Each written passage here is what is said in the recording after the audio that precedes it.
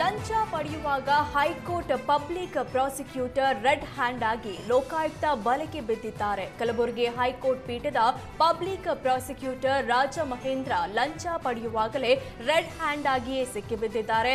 Atrocity ಕೇಸ್ನಲ್ಲಿ ನವೀನ್ ಅನ್ನೋರ ಬಳಿ ಪಿಪಿ ರಾಜಮಹೇಂದ್ರ 50,000 ಬೇಡಿಕೆ ಇಟ್ಟಿದ್ರಂತೆ. 25,000 ಮುಂಗಡ ಪಡೆಯುವಾಗ ಲೋಕಾಯುಕ್ತ ಅಧಿಕಾರಿಗಳ ಕೈಗೆ ಲಾಕ್ ಆಗಿದ್ದಾನೆ. ಹೈಕೋರ್ಟ್ ಮುಂಭಾಗದಲ್ಲಿಯೇ ಲಂಚ ಸ್ವೀಕರಿಸುತ್ತಿದ್ದಾಗ ಲೋಕಾಯುಕ್ತ ಎಸ್ಪಿ ಸಿದ್ದರಾಜು, ಡಿವೈಎಸ್ಪಿ ಶೀಲವಂತ ನೇತೃತ್ವದಲ್ಲಿ ಕಾರ್ಯಾಚರಣೆ ನಡೆಸಿ ಪಬ್ಲಿಕ್ ಪ್ರಾಸಿಕ್ಯೂಟರ್ ರಾಜಮಹೇಂದ್ರನನ್ನ ವಶಕ್ಕೆ ಪಡೆಯಲಾಗಿದೆ.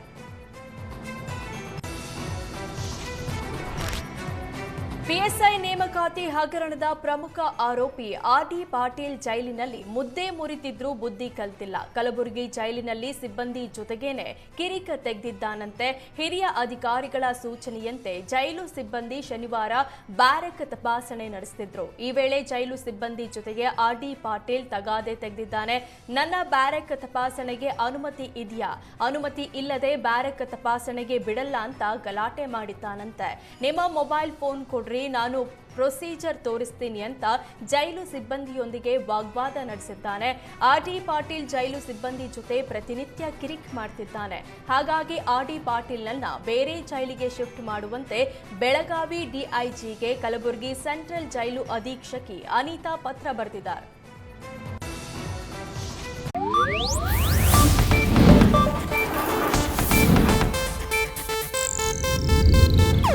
ಇದು ಏಷ್ಯಾನೆಟ್ ನ್ಯೂಸ್ ನೆಟ್ವರ್ಕ್ ಪ್ರಸ್ತುತಿ.